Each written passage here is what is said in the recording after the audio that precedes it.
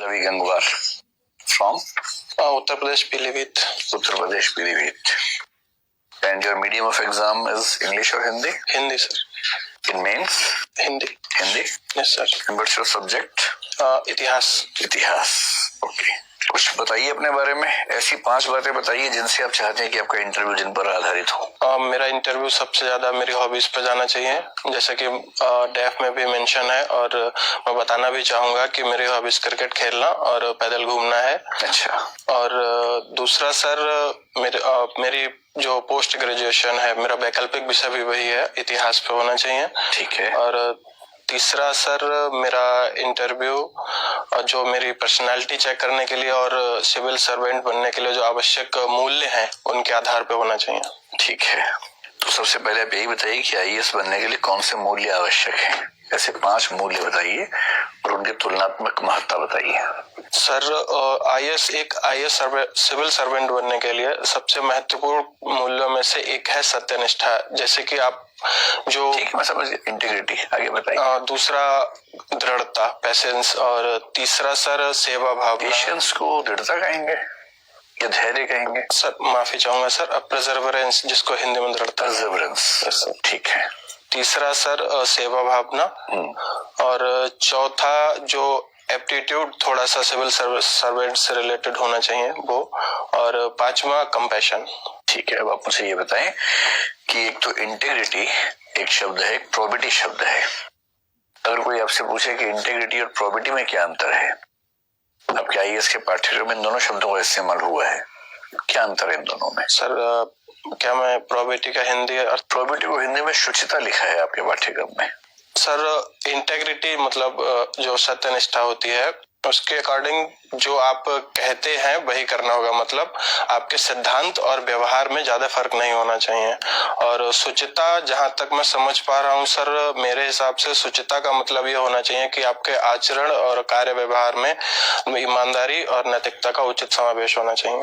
अच्छा, तो ये बताइए कि मान लीजिए आप क्रिकेट खेल रहे हैं, बैटिंग कर रहे हैं, ठीक है, बॉलर ने बॉल फेंकी बहुत फास्ट, आपके बैट से हल्की सी टच हुई और विकेट कीपर ने कैच कर लिया।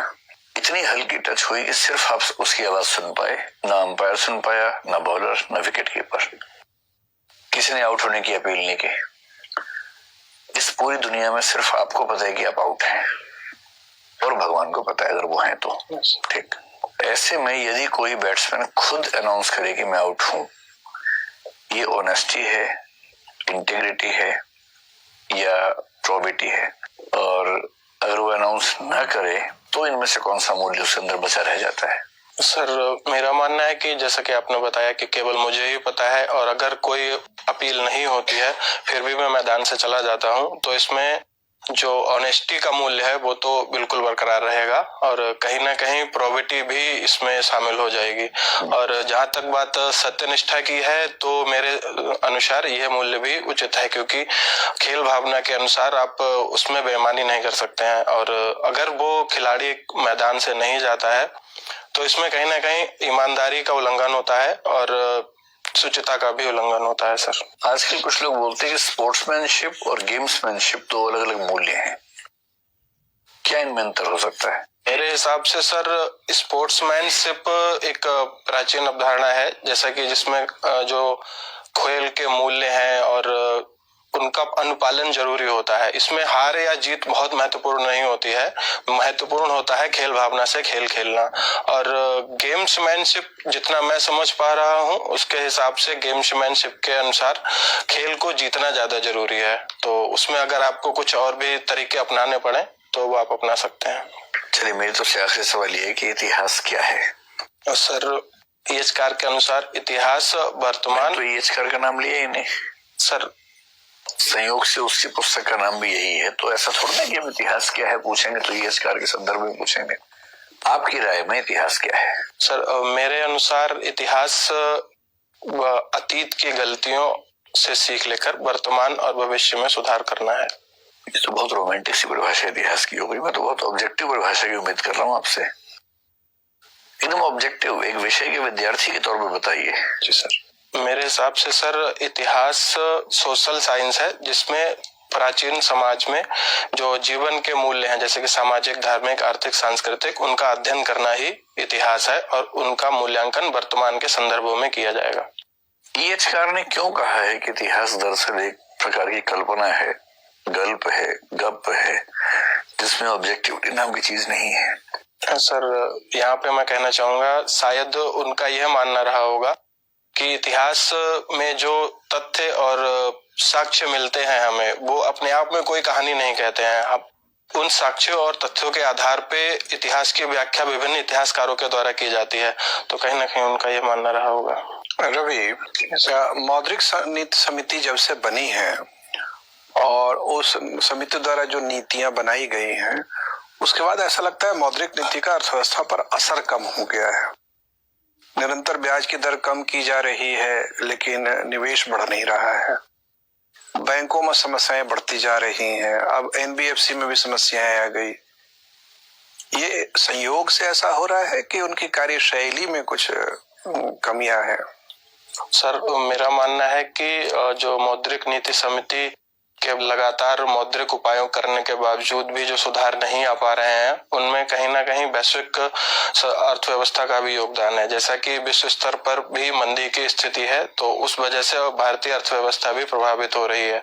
और जैसा कि आपने कहा कि नॉन बैंकिंग फाइनेंस कॉर्पोरेशन भी उतना अच्छा प्रदर्शन नहीं कर पा रहे हैं, तो इसमें उनका जो प्रबंधन है उसमें पारदर्शिता का अभाव है, और जो नियंत्रणकारी संस्थाएं हैं वो भी अपना कहीं ना कहीं उतना उचित तरीके से अपना कार्य नहीं कर रही हैं।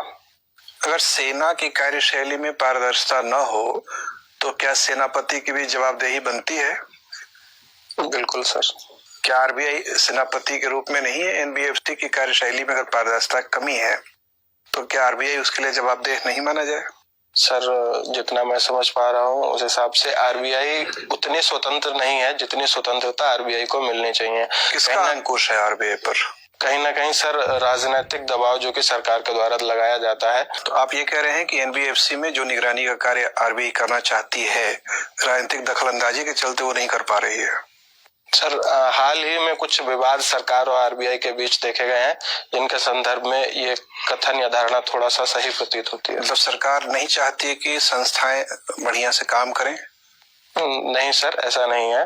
सरकार की अपनी विचारधारा होती है जिसमें उनको जनता के प्रति जवाबदेही ज्यादा होती है, तो उसमें, और वहीं आरबीआई की देश की अर्थव्यवस्था के प्रति ज्यादा जवाबदेही होती है, तो थोड़ा सा। तो इसका मतलब अर्थव्यवस्था का हित और लोगों का, आम जनता का हित विरोधी हित है? नहीं सर, मैं यहाँ पे मैं ये कहना चाहूंगा कि लोगों के हित में कभी कभी सरकार लोक लुभावन वादे भी कर देती है, जो दूरगामी संदर्भ में अर्थव्यवस्था के लिए नुकसानदायक हो सकते हैं। एनबीएफसी की कार्यशैली में ऐसे कौन से लोक लुभावने वादे हैं जो कि उनके कार्य पर दबाव डाल सकते हैं? कुछ कार्यक्रम बताइए जिनके क्रियान्वयन में एनबीएफसी की भूमिका हो। सर, एनबीएफसी की भूमिका जो कृषि क्षेत्र है या एमएसएमई सेक्टर है, उसमें ऋण प्रदान करने के लिए काफी अधिक स्तर पर। एक दो ऐसे एनबीएफसी का नाम बताएंगे जो ऋण आपूर्ति करती हो कृषि क्षेत्र को? सर, माफी चाहूंगा, अभी याद नहीं कर पा रहा हूँ। या आपने कहा एसएमई सेक्टर को, लघु और सूक्ष्म उद्यम को, कोई भी एक संस्था जो कि ऋण आपूर्ति करती हो? सर, माफी चाहूंगा सर। अच्छा, अब ये खबर आ रही है कि राज्य सरकारों के राजस्व घाटे बहुत तेजी से बढ़ रहे हैं। Yes sir. और केंद्र द्वारा जो क्षतिपूर्ति दी जा रही है जीएसटी के राजस्व की कमी के बदले में, बावजूद उसके राजस्व घाटा बढ़ रहा है। तो ये क्षतिपूर्ति तो 2022 के बाद बंद हो जाएगी। जब बंद हो जाएगी तो राजस्व घाटा तो विकराल रूप धारण कर लेगा, एक नया संकट बनने की प्रक्रिया में है। क्या लगता है, ऐसे जब आभास पहले से हो जाए कि ऐसा एक संकट भविष्य में आने वाला है, तो आपके हिसाब से क्या उपाय होने चाहिए उसके? सर, राज्यों के राजकोषीय घाटे को कम करने के लिए बहुआयामी उपाय अपनाने जाने चाहिए, जैसा कि जो विभिन्न सरकारों के द्वारा चुनाव के मद्देनजर रखते हुए कृषि माफी है या अन्य तरीके की लोक लुभावन वादे किए जाते हैं, उन पे थोड़ा सा नियंत्रण होना चाहिए। इसके बजाय समन्वित विकास पे ज्यादा ध्यान देना चाहिए। आपका जो आकलन है वो तथ्य पर आधारित नहीं है। तमिलनाडु सरकार का राजस्व घाटा बहुत ज्यादा बढ़ गया है, हालांकि उन्होंने किसकों का ऋण माफ नहीं किया है। तो ऋण माफी का जो घाटा बढ़ने का कारण नहीं है, कर राजस्व में गिरावट कारण है। माफी चाहूंगा। ठीक है, धन्यवाद। रवि, रवि पुजारा का नाम सुना है? माफी चाहूंगा सर, हाल में न्यूज़पेपर में नहीं सुना? जी सर, अभी आज के न्यूज़पेपर में उन्हें विदेश से प्रत्यर्पण करके भारत लाया गया है। अच्छा, तो कौन है? जितना मैं समझ पा रहा हूँ, अंडरवर्ल्ड के एक डॉन के रूप में। Yes sir. तो मुंबई जो है अंडरवर्ल्ड की गिरफ्त से बाहर हुआ या अभी है? सर, मुंबई और अंडरवर्ल्ड के संदर्भ में अगर व्यापक तौर पर देखा जाए तो जो स्थिति मुंबई की 1990 और 2000 के दशक में थी, उससे काफी सुधार हुआ है। हालांकि अभी भी कुछ न कुछ हस्तक्षेप उधर से होता रहता है, तो अभी इसमें सुधार की बहुत आवश्यकता है। कहा जाता है कि अंडरवर्ल्ड, ऑर्गेनाइज क्राइम और टेररिज्म ये एक नेक्सस के रूप में काम कर रहा है, जिसमें नक्सलिज्म भी जो है आपस में जुड़ जा रहे हैं और इसको चाइना, पाकिस्तान जैसे जो बाहरी मुल्क हैं वो सपोर्ट कर रहे हैं। तो ये इंटरनल सिक्योरिटी के लिए, भारत के लिए बहुत बड़ा थ्रेट है। तो आप इस थ्रेट को किस प्रकार टैकल करेंगे अगर जो है मान लीजिए कि आपको एक एनएसए के रूप में जो है वह भारत सरकार को कुछ सुझाव देना पड़े? सर, सबसे पहला सुझाव तो मैं यही दूंगा कि आंतरिक सुरक्षा से संबंधित जो विभिन्न समितियों की रिपोर्ट्स हैं उन पर ध्यान दिया जाए और उनसे संबंधित जो उपाय लागू किए जाने चाहिए वो लागू किए जाएं। जैसे कि बाहरी सीमाओं के संदर्भ में जो हमारी चीन और पाकिस्तान से जो घुसपैठ होती रहती है या जो विभिन्न मादक पदार्थों की, फेक करेंसी की तस्करी होती है, उसको रोकने के लिए बॉर्डर मैनेजमेंट से संबंधित उपाय अपनाए जाए और समुद्री सीमा से संबंधित परेशानियों का सामना करने के लिए जो हमारी तटीय सुरक्षा है उसको मजबूत बनाया जाए और इंटेलिजेंस को काफी मजबूत करने की जरूरत है। जैसा कि 2009 में मुंबई हमले में हमारी इंटेलिजेंस की कहीं ना कहीं थोड़ी सी खामी हमें नजर आई थी, जिसमें काफी सुधार हुआ है और अभी भी उसमें सुधार करने की आवश्यकता है। इतिहास आपके रग रग में है। जहां तक सर, किस विषय पर जो है हम लोग बात करना है? इतिहास का कोई भी एक प्रसंग बता दीजिए जहां हम लोग जो है थोड़ा सा बातचीत करना चाहें। सर, आधुनिक इतिहास में गांधी युग जो है, ठीक है। कहा जाता है कि खिलाफत मुद्दे को गांधी का समर्थन देना उनकी धर्मनिरपेक्षता की छवि जो है पर प्रश्न चिन्ह लग गया। आप इस संदर्भ में क्या सोचते हैं? मेरा मानना है सर कि खिलाफत आंदोलन में गांधी जी ने धर्मनिरपेक्षता के सिद्धांत का उल्लंघन नहीं किया था। हालांकि गांधी जी का खुद में यह मानना था कि धर्म कोई जो चीज है वो संप्रदाय से संबंधित नहीं है। जो उनका धर्म से जो संबंधित विचार था वो था कि धारण करने योग्य नैतिक चीज को वो धर्म से ज्यादा रिलेट करते थे। तो कहीं ना कहीं उन्होंने खिलाफत आंदोलन में जो उस समय सांप्रदायिक सद्भावना बनाने का जो उन्हें मौका मिला उसका उन्होंने फायदा उठाया। तो इस संदर्भ में, और दूसरा, खिलाफत आंदोलन में ये कोई दूसरे किसी धर्म के खिलाफ भी नहीं था, केवल एक धर्म विशेष से संबंधित उसकी कुछ समस्या थी जिसको उन्होंने एड्रेस करने की कोशिश की थी। रवि, आपका जन्मदिन 11 जुलाई को आता है, इसे कैसे मनाया जाता है? मतलब विश्व भर में 11 जुलाई को किस तरीके से देखा जाता है? मैम, 11 जुलाई को विश्व जनसंख्या दिवस मनाया जाता है। बिल्कुल। तो जनसंख्या के बारे में अगर बात करें, अभी हाल ही में पार्लियामेंट में एक प्राइवेट मेंबर बिल रखा गया जिसमें 2 चाइल्ड पॉलिसी नॉर्म के बारे में बात की गई। आपको क्या लगता है, ये भारत की जनसंख्या को अगर मद्देनजर रखें तो ये अच्छा कदम है कि सरकार को ये जो निर्णय है ये खुद लोगों के ऊपर छोड़ देना चाहिए? मैम, मेरा मानना है कि जनसंख्या की दृष्टि से, जो कि भारत की जनसंख्या अभी काफी ज्यादा हो चुकी है, उसके अनुसार यह बिल काफी अच्छा कदम है। हालांकि इसकी प्रभाविता समाज के अंदर जो इसकी स्वीकृति होगी उसके ऊपर निर्भर करेगी, तो कहीं ना कहीं दोनों स्तर पर कार्य करने की जरूरत है। आपको नहीं लगता अगर भारत में हम 2 चाइल्ड पॉलिसी नॉर्म बना दें, तो जैसे कि अभी चाइना जो है वो जूझ रहा है इस समस्या से 1 चाइल्ड पॉलिसी के बाद, कि वो कह रहे हैं कि उनके यहाँ कार्य करने वाले युवा अब उतने नहीं रहे हैं, तो भारत भी ऐसी स्थिति पे पहुंच सकता है और ऐसा कुछ हमें अभी नहीं करना चाहिए जब भारत एक डेमोग्राफी डिविडेंड पे खड़ा है? मैम, मेरा मानना है कि जनसंख्या नीति लाई जानी चाहिए जिसमें 2 चाइल्ड पॉलिसी एक अच्छा कदम माना जा सकता है। हालांकि इसके नुकसान भी हैं, जैसा कि आपने बताया कि चाइना में यह समस्या देखी जा रही है, तो भारत में भी यह समस्या आ सकती है। तो इससे निपटने के लिए जनसंख्या नीति में कुछ और सुधार लाए जा सकते हैं, जैसे कि 3 चाइल्ड पॉलिसी से शुरुआत की जाए, फिर 1 दशक या 2 दशक के बाद 2 चाइल्ड पॉलिसी की तरफ बढ़ा जाए। मतलब आप ये मानते हैं कि सरकार का इसमें कुछ ना कुछ जो है नॉर्म होना चाहिए, सरकार को कुछ करना ही चाहिए, चाहे 3 चाइल्ड हो चाहे 2 चाइल्ड हो। ये हम जो निर्णय है ये हम लोगों पे नहीं छोड़ सकते जो 18 वर्ष से ऊपर की उम्र के, जबकि वही लोगों को हम इतना समझदार मानते हैं कि वो सरकार चुन सकते हैं, पर अपना घर कितना बड़ा हो, परिवार कितना बड़ा हो, ये निर्णय लेने में वो सक्षम नहीं है। मैम, मेरा मानना है कि सरकारी हस्तक्षेप जरूरी है। हालांकि समाज में इस संदर्भ में जागरूकता का प्रसार हो रहा है, जैसा कि हमारी जो कुल प्रजनन दर है वो अभी 2.3 है, जो कि प्रतिस्थापन दर 2.1 के काफी करीब है। तो इस संदर्भ में एक सकारात्मक परिदृश्य तो उत्पन्न हो रहा है, लेकिन इस संदर्भ में जो पिछड़े राज्य हैं जैसे कि उत्तर प्रदेश है, बिहार है, जहाँ की अभी कुल प्रजनन दर 2.9 या 3.1 के आसपास है, वहां सुधार तीव्रता से लाने के लिए सरकारी हस्तक्षेप अति आवश्यक हो जाता है। ठीक है, यानी ये स्टेट गवर्नमेंट का डिसीजन होना चाहिए, नेशनल या सेंट्रल गवर्नमेंट का नहीं। जैसा कि जो जनसंख्या पॉलिसी है तो उसमें हम राज्यों को ये छूट दे सकते हैं। ठीक है। वर्ल्ड एयर क्वालिटी इंडेक्स अभी आया है और उसमें पाया गया है कि भारत के 21 शहर दुनिया के 30 शहरों में सबसे अधिक प्रदूषित है। आपको क्या लगता है, इतनी ज्यादा प्रदूषण की जो दर है भारत में, क्या सरकार इसके बारे में सीरियस नहीं है, सोच नहीं रही है और अपने ही लोगों का नुकसान होने दे रही है?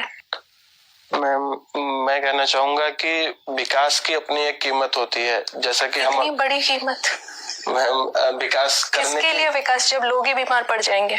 तो इसके लिए संतुलित विकास का जो नया कॉन्सेप्ट आया है या समन्वित विकास की जो अवधारणा है उसको उचित तरीके से लागू करने की आवश्यकता है। हालांकि जो हम लोगों ने पूर्व में विकास संबंधी नीतियां अपनाई थी ऊर्जा के संबंध में, जैसे कि कोयले से बिजली का जनरेशन है, तो उसका कहीं ना कहीं हम मूल्य चुका रहे हैं और आगे आने वाली जो सरकार है या जो वर्तमान सरकार है उसकी नीतियों में इसको समन्वित करने का भी प्रयास किया जा रहा है। जैसे कि हमारे 2030 तक INDC लक्ष्य हैं, तो उनके संदर्भ में हम कह सकते हैं INDC की NDC?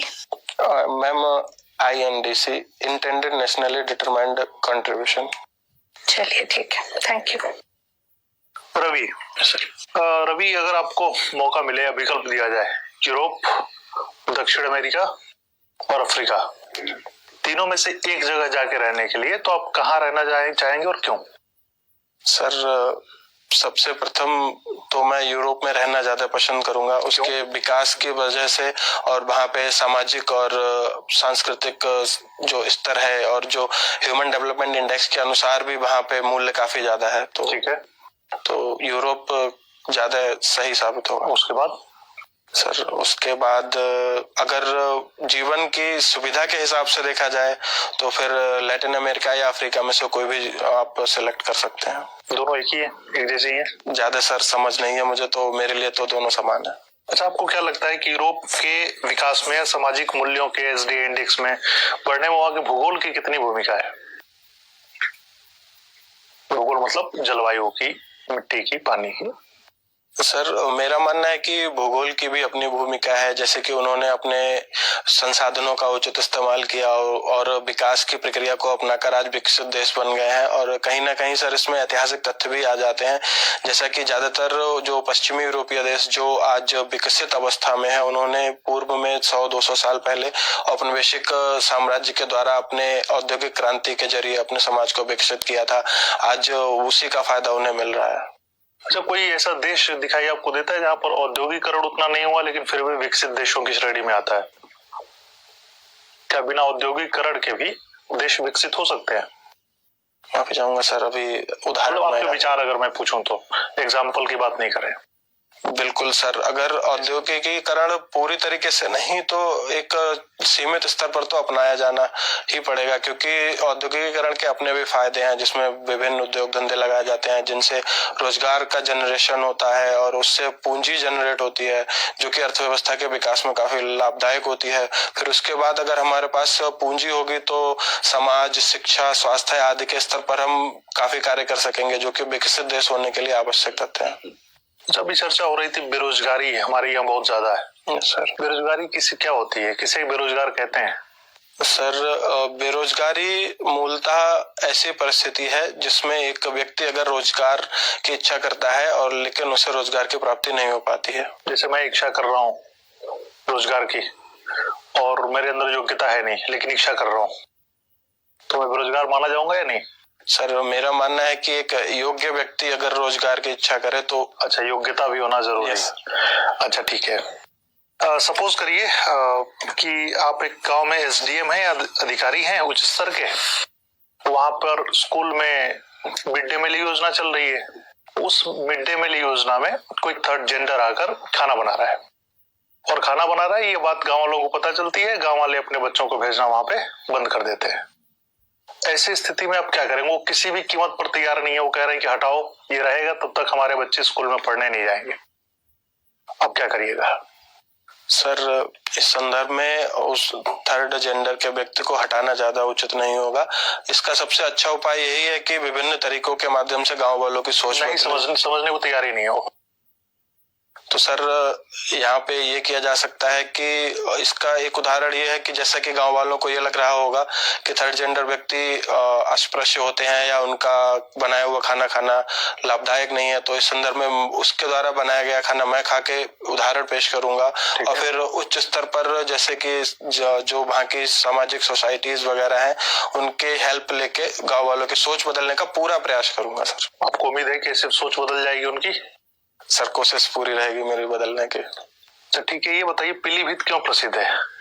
सर, पीलीभीत का जो प्रसिद्धि है 2-3 वजहों से है। इसमें सबसे पहला जो वहाँ की बांसुरी उत्पादन है वो है, जो कि 95% जो हमारे देश में बांसुरी का उत्पादन होता है वो हमारे पीलीभीत जिले से होता है। ठीक है। और दूसरा सर, हमारे पीलीभीत जिले का जो टाइगर रिजर्व है वो उत्तर प्रदेश के 3 टाइगर रिजर्व में से एक है, तो टाइगर रिजर्व की वजह से पीलीभीत फेमस है। और सर, तीसरा जो लोक नाट्य है हमारे यहाँ का रामलीला, रासलीला, उसकी वजह से पीलीभीत प्रसिद्ध है। सर, ठीक है रवि। सर, रवि ये बताइए, इतिहास जब बनता है तो उसमें बहुत सारी चीजें रोल प्ले करती हैं, तकनीक करती है, लोगों की समझदारी, स्ट्रेटेजी, वो सब करता है। क्या इतिहास के बनने में संयोग की भूमिका भी होती है? बिल्कुल सर, कहीं ना कहीं संयोग भी एक भूमिका निभाता है। जैसे कि अभी मैं कोई बहुत अच्छा उदाहरण तो याद नहीं कर पा रहा हूँ। मैं आपको एक देता हूँ, फिर आप बताइएगा। जैसे अगर 1948 की शुरुआत में महात्मा गांधी की मृत्यु न होती तो हो सकता है कि हमारा संविधान 1949 में ठीक वैसा न होता जैसा है। उनके होने से शायद कुछ अनुच्छेद चेंज हो जाते। ठीक है। पटेल की मृत्यु 1950 में न होती तो शायद नेहरू उतना इंडिपेंडेंटली अपना शासन न चलाते जैसा उन्होंने 14 साल चलाया। ठीक। अब मुझे पूरे मनुष्य इतिहास में, केवल भारत नहीं, बाहर का भी, ऐसे 5 प्रसंग बताइए जो आपको लगता है कि यदि ऐसा न होता संयोग से तो इतिहास की धारा कुछ और ही होती। सर, एक तो संयोग ये माना जा सकता है कि जो प्रथम विश्व युद्ध की शुरुआत का तात्कालिक कारण था, उसमें जो ऑस्ट्रिया के राजकुमार थे उनकी हत्या सर्बिया में हो गई थी। यदि वो नहीं होती तो शायद प्रथम विश्व युद्ध उतनी जल्दी शुरुआत नहीं होती। और तो संयोग से हुआ था या सोच समझ के हुआ था? सर, जहाँ तक मुझे ज्ञात है सब पूरी प्लानिंग के साथ हुआ था। तो फिर संयोग कहाँ हुआ? माफी चाहूंगा सर, मैं अभी याद नहीं कर। कोई भी नहीं? नहीं सर। चलिए, अब जेआरएफ होल्डर हैं। Yes sir. और जेआरएफ के लिए भारत सरकार ने आपको ठीक ठाक राशि दी होगी। माफी चाहूंगा सर, अब मैंने अभी किसी भी विश्वविद्यालय में एडमिशन नहीं लिया है, जिस वजह से फेलोशिप मुझे अभी प्राप्त अभी तक आपने नहीं ली फेलोशिप। ठीक है। अंतिम बात ये बताइए कि लॉन्ग वॉक आप करते हैं, लंबी सैर करते हैं। लंबी सैर करना तो पर्सनल बात है कि आप गए, ऑक्सीजन का सेवन किया, अपने आप लौट के आ गए, थोड़ा आपका फिजिकल फिटनेस बेहतर हो गई। नरेंद्र मोदी जी ने कुछ दिन पहले प्लॉगिंग का कंसेप्ट भारत को समझाया कि सुबह सुबह सैर करते समय जो आसपास कूड़ा है उसे उठा के साफ कर देना चाहिए, इसे प्लॉगिंग कहा गया। मौलिक रूप से बताइए कि सुबह की लंबी सैर करने के साथ साथ हम ऐसे कौन से 3-4 काम कर सकते हैं जिससे हम बेहतर समाज के निर्माण में भी भूमिका निभा सकें। सर, एक तो जैसे कि माननीय प्रधानमंत्री जी ने कहा है कि प्लॉगिंग जो आपने अभी बताया वो किया जा सकता है। दूसरा सर, सुबह की सैर करते टाइम जो आज के समाज की सबसे मुख्य समस्या है सामाजिक स्तर पर बातचीत का अभाव, जैसे कि हम जहाँ महानगरों में रह रहे हैं वहाँ हमारे पड़ोसी से हमारी ज्यादा बातचीत नहीं होती, तो उस संदर्भ में सुबह के समय बात करके जो सामाजिक तनाव की समस्या होती है महानगरों में उसको सुधारा जा सकता है। ठीक है। और सर, और बाकी सर अभी याद नहीं कर। कोई बात नहीं। ठीक है रवि, आपसे बात करके बड़ा अच्छा लगा। अब जा सकते हैं आप। Thank you sir. Thank you sir. ये आपका इससे पहला इंटरव्यू है? Yes sir. बैठिए। और मॉक इंटरव्यू ये आपका पहले भी हो चुके हैं? Yes sir. क्या व्यू मिल रहा है आपको सब जगह? सर, थोड़ा नेगेटिव ज्यादा है। क्या? लाइक हड़बड़ी ज्यादा रहती है और नॉलेज की अभी डेप्थ उतनी ज्यादा नहीं है और ज्यादा मुख्य तो यही है सर, थोड़ा मुझे लगता है कि नर्वसनेस ज्यादा हो जाती है सर। ऐसा तो लगा मैं, नर्वस तो हम हो रहे थे आपके सामने। अब तो ये हुए। चलिए खैर, आपकी एंट्री बढ़िया है, सिटिंग स्टाइल अच्छा है, कपड़े अच्छे हैं, लेकिन चेंज करेंगे थोड़ा सा, यही रहेगा। बताइए सर, आप क्या चेंज कर दो? शर्ट और टाई उतना दम नहीं लग रहा। टाई चेंज, कम से कम टाई चेंज कर लो। Black colour sir? ब्लैक नहीं, बताओ देखो, व्हाइट और ब्लैक कॉम्बिनेशन ना अच्छा नहीं माना जाता, तो जब इतना व्हाइट ब्लैक कर दिया तो कम से कम टाई से चेंज कर दो कुछ उसको। डार्क मैरून, डार्क ब्लू, ऐसी कोई टाई लो। ठीक है, शाइनिंग ना हो लेकिन बहुत डल भी ना हो, थोड़ा सा ना लाइवली दिखने की भी जरूरत है। आपके साथ जो हमने फील किया वो ये कि आपका इंटरव्यू वहां खराब हुआ जहां आपने खुद मतलब बोलते ना, आ बैल मुझे मार, कहावत सुनी आपने? तो उस कहावत के एकदम जीता जागता उदाहरण आपका इंटरव्यू है। जैसे मैंने शुरू में पूछा कि अपने बारे में कुछ बताइए जिससे हम बात कर सके, तो आपने कहा कि मैं चाहूंगा कि मेरा इंटरव्यू सिविल सर्विस की वैल्यूज पे लिया जाए, तो उस पर ले लिया मैंने। फिर कहा कि पूछो कि इंटीग्रिटी बताओ, इंटीग्रिटी क्या है और प्रोबिटी क्या है। आपको बहुत क्लियर नहीं पता था। और रेवरेंस और पेशेंस भी अगर मैं पूछता, मुझे डाउट था कि अब उसमें उलझ ना जाए, तो मैंने पूछने से अपने आप को रोक लिया उस समय। यही आपने किया पॉपुलेशन वाले क्वेश्चन के आंसर में। इतने सारे एवेन्यूज खोल दिए कि मतलब मेंबर अगर चाहे तो कहीं भी फंसा ले आपको। तो पहली बात जो ध्यान रखनी है, अपनी ओर से बहुत सारे रास्ते मत खोलिए जहां मेंबर आपसे सवाल पूछें। ठीक है। इतिहास, मैंने कहा कि क्या होता है इतिहास, तो आपने थोड़ा महान उत्तर देने का प्रयास किया। इतिहास अतीत की गलतियां, वर्तमान की, ये भविष्य की राह, एक विषय के विद्यार्थी के रूप में बताइए।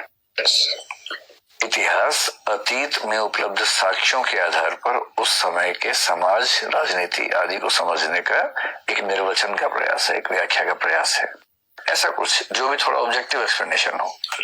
इतिहास पढ़ के फायदे हो जाते हैं भविष्य में, अलग बात है। भाई साइंस पढ़ के फायदा हो जाता है, पर साइंस की परिभाषा ये नहीं होगी कि मनुष्य के फायदे के लिए प्रकृति का अध्ययन। साइंस की परिभाषा तो परिभाषा के रूप में बनेगी। ठीक है। बाकी रवि पुजारा पूछा, आपने तुरंत बोला सॉरी सर मैं नहीं जानता। अब ये तो आपका नाम रवि है, उसका नाम भी रवि है, संयोग से आज ही पकड़ा गया है। Yes sir. इसमें तो आज सॉरी बोलने का स्कोप ही नहीं है ना। वैसे बाद में आपने पहचान लिया उसको, लेकिन शुरुआती ऐसे कीजिए। मिड डे मील वाला तो मुझे ठीक लगा इनका आंसर, कोई दिक्कत उसमें लगी नहीं खास। किसका आपका क्वेश्चन था ना? ठीक था ना? ठीक था। लेकिन अंत में जब आपको 2 मौके मिले ना, आपने मौके लिए नहीं। मैंने कहा इतिहास में संयोग की भूमिका क्या होती है, हिंट भी दिया आपको। ऐसे टाइम पे कोशिश करके 2-4 उदाहरण ढूंढो और बताओ अच्छे से। फिर पूछा शेयर करने के 5 फायदे क्या क्या हो सकते हैं, तो ठीक है 1-2 आपने बताए। ये प्रश्न वो प्रश्न है जहां बहुत शानदार उत्तर देके दिल जीत सकते हैं मेंबर्स का। तो दिल जीतने का मौका आप छोड़ देते हैं, वो नहीं छोड़ना है। तो अभी की स्थिति में थोड़ी सी मेहनत की अपेक्षा है। कुल मिला के एक वाक्य में कहूं तो इंटरव्यू लाइवली बनाइए, जीवंत। आपका इंटरव्यू कौन सी शिफ्ट में है, पहली या दूसरी? सुबह। ये गनीमत है, लंच के बाद वाली में होने से रिस्क बढ़ जाता है। तो लाइवलीनेस थोड़ी बढ़ाइए, सुबह की शिफ्ट में थोड़ा सा फायदा रहेगा। कुल मिला के आंसर्स अच्छे हैं, थोड़ा सा अपने आप को रोकिए मत और क्रिएटिव आंसर देने के लिए आगे बढ़िए, और खुद ऐसे पॉइंट्स मत बताइए जिसपे वो सवाल पूछे और फंस जाए। ठीक है, all the best. Thank you sir.